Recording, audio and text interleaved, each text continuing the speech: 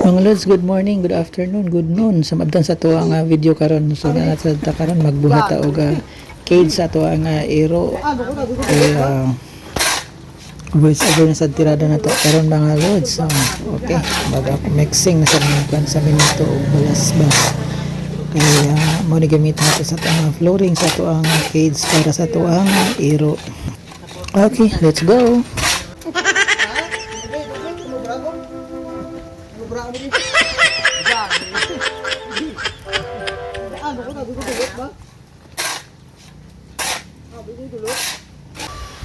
Mga Lods, mahimo kami balay sang dugi-dugi.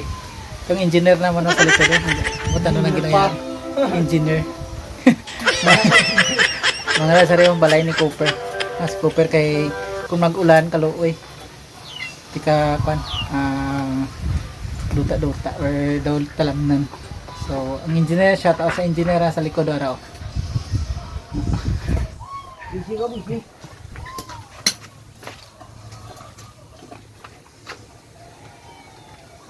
Ariamon ka na. Tawag na foundation. Foundation. Ha? Inga. Nilagpat. Engineer. Okay na na ka. Kay kan na ni mga Lods para lang ni sa ano sa para lang sa tong ido mga Lods. Okay. Kuan na siya. Finally na humana yang kulungan for iyang cage para niya kay may nang naa siya iyang balay kay para at least dili siya makapaak kay kani nga ero Belgian Malinois ang iyang breed, so dili siya pwedeng dili siya kulungan kay magkadugay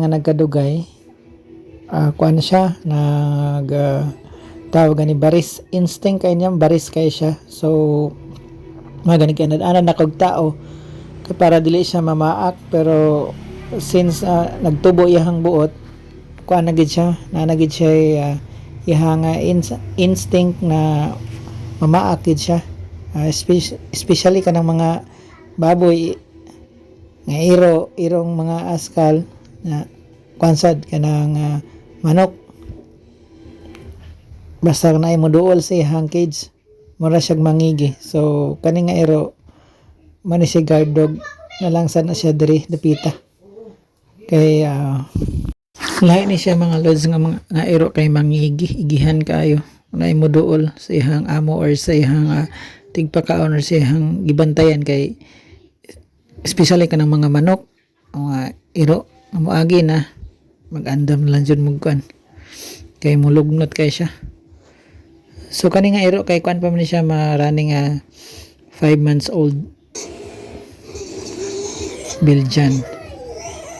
So immediately akong siyang gipapuhatan og cage kay gahi na.